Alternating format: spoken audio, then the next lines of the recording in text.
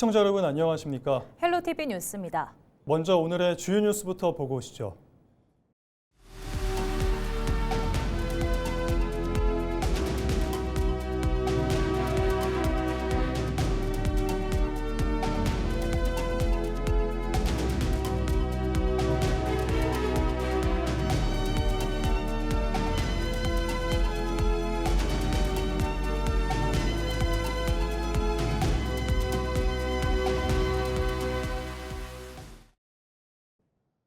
출범 16년째를 맞은 통합창원시의 행정체제 개편안이 시장 선거의 최대 쟁점으로 떠올랐습니다.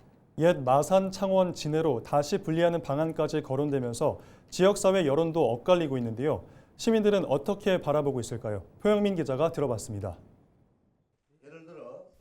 국민의힘 강기훈 창원시장 후보가 통합 창원시의 행정체제 개편을 공약으로 내세우며 논란의 중심에 섰습니다.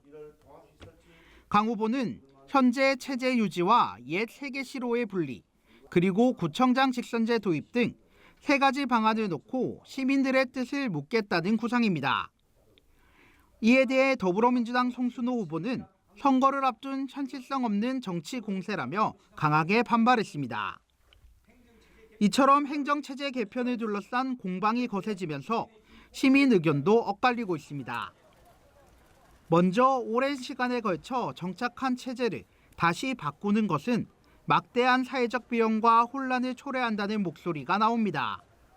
아무래도 새로운 업무 시작하는 것보다는 기존 하는 대로 그대로 하면 아직 큰 다름은 없으니까 그런 생각이 드네요. 반면 통합 이후 지역 소외감이 깊어졌다며 과거로 돌아가 완전한 분리를 해야 한다는 의견도 적지 않습니다. 다 이제 지역 무심도 있고 그냥 다 원래 각자 살던 지역이 있기 때문에 이제 아무도 창원에 산다 안 하고 아직까지 다 마산 산다, 진해 산다 이러니까 따로 분리하는 게 맞다고 생각합니다. 여기에 행정 효율성과 주민 밀착 행정을 위해 구청장을 주민이 직접 선출하는 직선제가 대안이라는 주장도 제기됩니다. 아무래도 그 지역의 주민에 의해 가지고 선출된 자치단체장이 그 지역을 더 얼떨에 안 챙기겠어요. 그렇겠죠.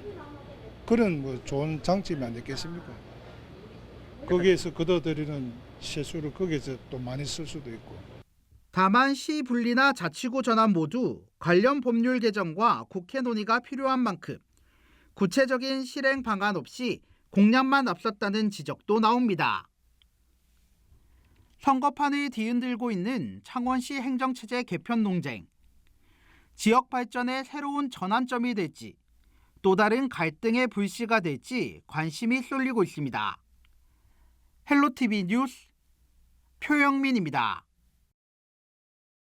부산 하면 흔히들 부산국제영화제나 지스타 같은 굵직한 글로벌 축제를 떠올리실 겁니다. 하지만 화려한 축제의 명성에 비해 정작 지역 내 콘텐츠 산업의 기반은 갈수록 척박해지고 있다는 지적이 끊이질 않고 있는데요.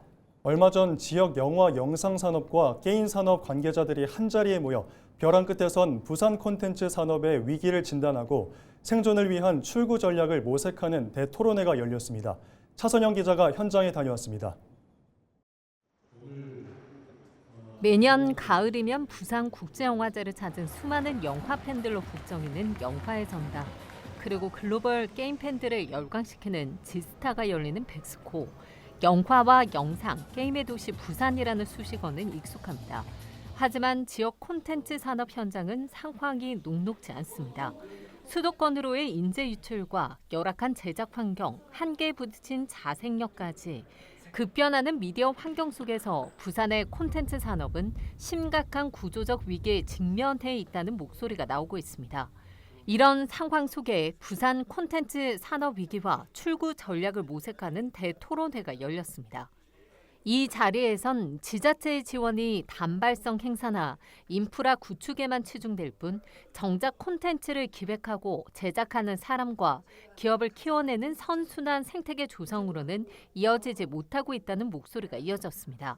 부산 같은 경우에는 게임 산업이 좀 위축되고 있는 것 같고 그다음에 청년들이 또 떠나가다 보니까 인력난이라든지 이런 것들이 좀 힘든 시기로 보면 될 것 같습니다. 무엇보다 좀 게임 도시로서의 부산의 위상이 계속 견고했으면 좋겠다라는 생각을 하고 있습니다. 실제로 이제 부산에 있는 그 지역 영상 업체들은 5인 미만의 되게 영세한 업체들이 많습니다. 그래서 대부분 뭐 인력 유출이라든지 또 뭐 인건비 부담, 뭐 일감 공백 때문에 이제 굉장히 많은 업체들이 문을 닫고 있을 만큼 힘든 상황이거든요. 그래서 이제 앞으로 그 부산에서 배우고 또 성장하고 또 부산에 남는 구조를 좀 만들기 위해서 위기 극복을 위한 해법으로는 장르 간의 장벽을 허무는 융합이 제시됐습니다. 특히 부산의 두 축인 영상산업과 게임산업이 손을 잡고 새로운 비즈니스 모델을 발굴해야 한다는 목소리도 나왔습니다. 우리의 어떤 정책들을 같이 공유하면서 부산의 영화 영상 산업들과 게임 문화 사업들이 같이 융합하고 같이 좀 협력해서 뻗어나갈 수 있는 그런 기반을 만드는 게 저는 제일 중요하다고 봅니다.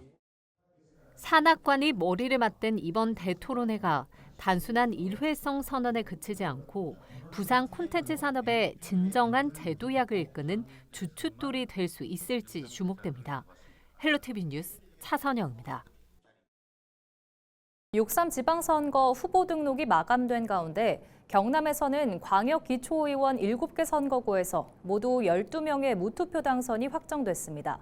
무투표 당선 지역은 광역의원 의령군 선거구, 기초의원 창원시 4선거구와 창원시 타선거구, 의령군 다선거구, 양산시 마선거구에서 9명이 무투표 당선입니다. 하동군과 산청군 기초의원 비례대표도 3명이 무투표 당선을 확정지었습니다. 무투표 당선인은 후보자의 사퇴와 등록 무효 등에 따라 당선인 수는 변경될 수 있으며 최종 무투표 당선인은 선거일인 6월 3일 확정됩니다.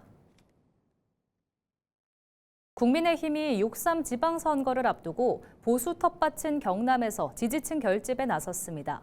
국민의힘은 19일 국민의힘 경남도당에서 강한 대한민국 원팀 경남선거대책위원회 발대식 및 필승 결의대회를 열고 정권 견제론을 부각했습니다. 장동혁 상임선대위원장은 박완수 경남도지사 후보를 지지하며 경남은 자유민주주의의 마지막 방어선이라고 강조했고 민주당 김경수 후보를 향해서는 전과 문제를 거론하며 강하게 비판했습니다. 강민국 경남도당 위원장과 정점식 공동선대위원장도 민주당의 입법 추진과 사법 개편 움직임을 비판하며 이번 지방선거에서 반드시 승리해야 한다고 주장했습니다. 오는 21일부터 제9회 전국 동시지방선거의 공식 선거운동이 시작됩니다. 선거운동 기간은 5월 21일부터 선거일 전날인 6월 2일까지 13일간입니다. 이 기간 후보자와 선거사무장, 선거사무원 등은 후보자 명함 배부를 비롯해 어깨띠와 표찰 등을 이용해 선거운동을 할 수 있고 공개 장소에서의 연설 대담도 가능합니다. 또 선거운동을 할 수 있는 유권자는 선거일을 제외하고 말이나 전화로 특정 정당이나 후보자에 대하여 지지를 호소할 수 있습니다. 통영시 선거관리위원회가 오는 6월 3일 실시하는 전국 동시지방선거를 앞두고 기부행위를 한 혐의로 예비후보자 A씨와 사무장 B씨를 검찰에 고발했습니다. 예비후보자 A씨와 사무장 B씨는 5월 초 선거구민의 모임에 참석해 선거운동을 하면서 20만 원 상당의 음식물을 제공한 혐의를 받고 있습니다. 공직선거법상 후보자는 선거구 안에 있는 자나 선거구민과 연고가 있는 자에게는 기부할 수 없으며 이를 위반할 경우 5년 이하의 징역 또는 1,000만 원 이하의 벌금이 처해집니다. 경상남도 선거관리위원회는 선거와 관련해 금품 등을 제공받은 유권자에게도 받은 가액에 최고 3,000만 원의 과태료가 부과될 수 있으니 각별히 주의해 줄 것을 당부했습니다. 신화프리텍 노동조합이 지방선거 후보들을 상대로 공개 질의서를 보내고 해고자 복직과 노동 문제 해결에 대한 입장을 요구했습니다. 전국금속노조 경남지부 EM코리아 지회는 19일 공개한 질의서를 통해 신화프리텍이 단체 협약과 급여 규정을 제대로 이행하지 않고 있다고 주장했습니다. 노조는 지난해 대주주 변경 이후 공장기계 부문 폐쇄와 함께 노동자 9명이 해고됐고 경남지방노동위원회가 부당해고 판정을 내렸지만 아직 복직이 이루어지지 않고 있다고 밝혔습니다. 또 외주화 확대와 고용 불안, 이주 노동자 문제 등을 언급하며 각 후보들에게 해결 방안과 행정 대책을 질의했습니다. 노조는 오는 25일까지 후보들의 답변을 받아 공개할 예정이라고 밝혔습니다. 지난달 부산 지역 수출이 6.5% 늘어 2개월 연속 증가를 기록했습니다. 부산본부 세관의 4월 부산 지역 수출입 현황 자료를 보면 4월 부산의 수출은 13억 5,700만 달러로 전년 대비 6.5% 증가했고 수입은 13억 3,400만 달러로 5.8% 감소했습니다. 무역 수지는 2,300만 달러로 3개월 연속 흑자를 이어갔습니다. 주요 품목을 보면 선박과 전기 전자제품, 기계류 등은 수출이 증가했지만 승용 자동차와 자동차 부품 등은 감소했습니다. 또 미국과 중국, 중남미, 일본 등으로의 수출은 증가한 반면 EU와 동남아 등은 줄었습니다. 부산시가 다음 달 12일과 13일 열리는 방탄소년단 월드투어 아리랑인 부산 공연을 앞두고 19일 현안 점검회의를 열었습니다. 주최 측인 하이브와 경찰, 소방 등 유관기관이 참석한 회의에선 부산 아시아드 주경기장 일대의 인파 관리와 교통 분산 대책이 집중 논의됐습니다. 부산시는 실시간 다중운집 인파 관리 시스템을 가동해 현장 안전사고를 원천 차단하고 공연 전후 대중교통 배차를 대폭 증편할 계획입니다. 또한 이번 대규모 공연을 부산시 전역의 축제로 연계해 부산을 세계적인 체류형 K관광 거점으로 도약시킨다는 방침입니다. 20일과 21일 이틀 동안 전국적으로 비가 내릴 전망입니다. 기상청은 20일 새벽부터 충남과 전라, 제주권을 시작으로 20일 오전과 21일 오후 사이 전국에 비가 내리겠다고 예보했습니다. 부산, 울산, 경남 지역의 이틀간 예상 강수량은 20에서 60mm며 경남 서부 남해안은 80mm 이상 비가 올 것으로 예상됐습니다. 또 경남 서부 남해안의 경우 20일 밤 시간당 20mm 안팎의 강하고 많은 비가 내리겠다고 기상청은 내다봤습니다.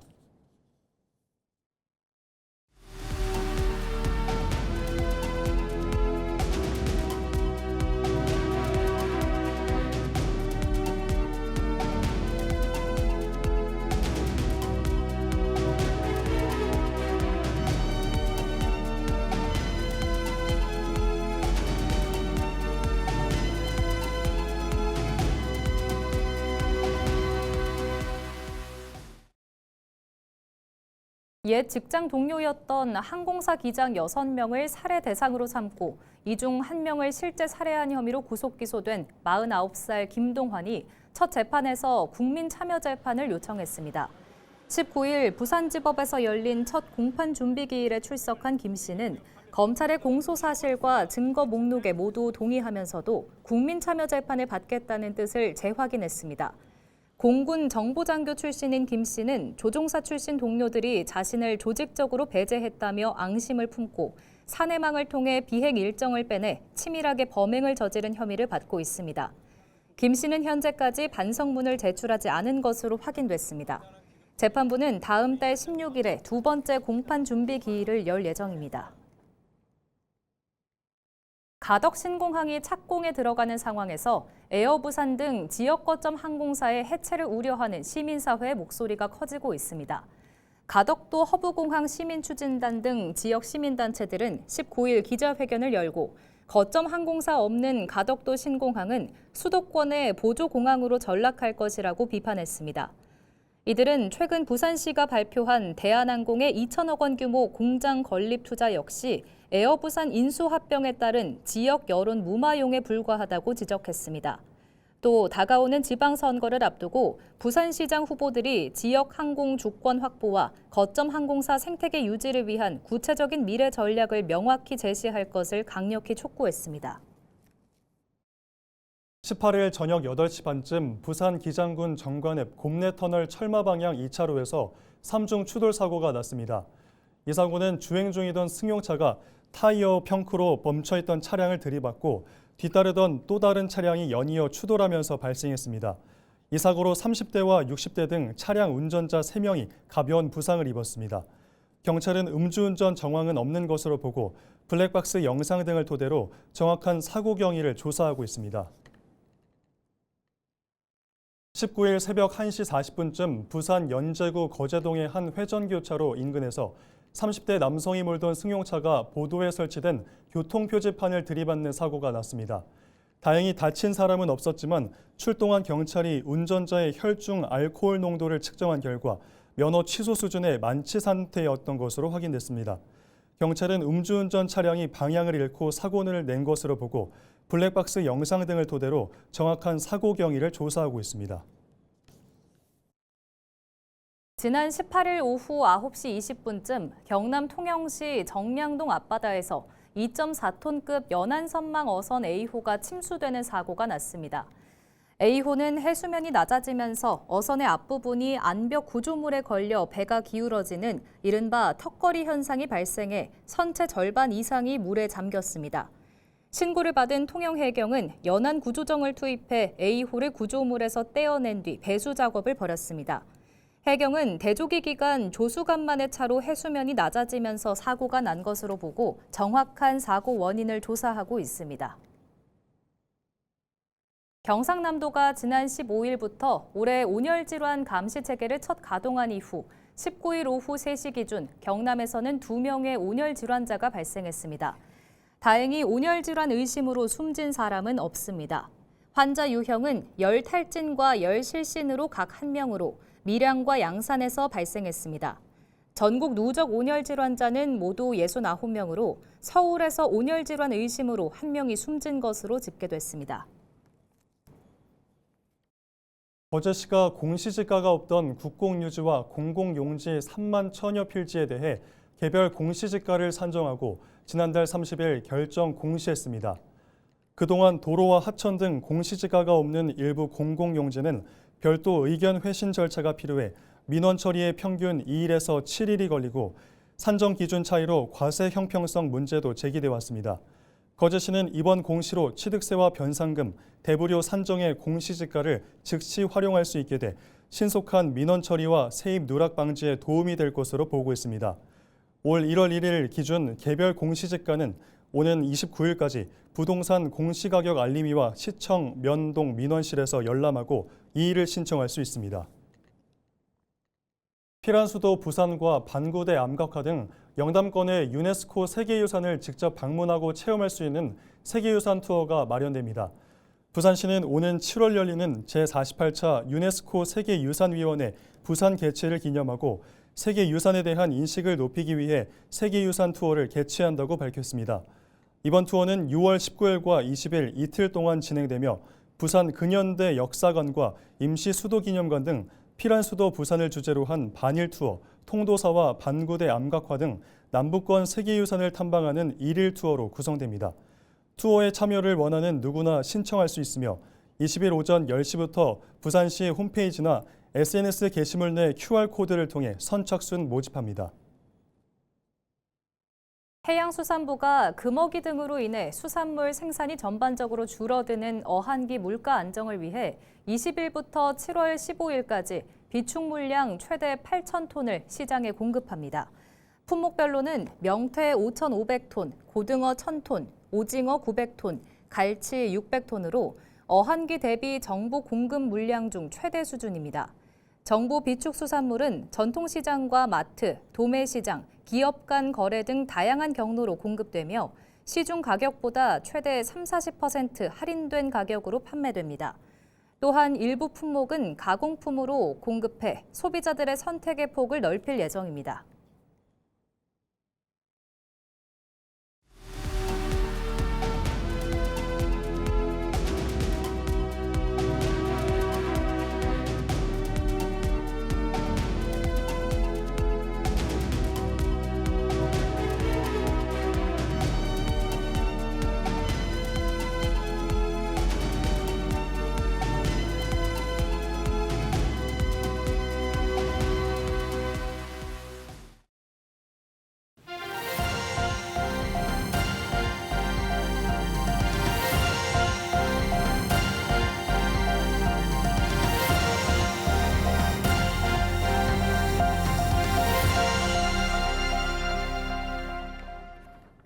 이상으로 뉴스를 마칩니다. 시청해주신 여러분 고맙습니다.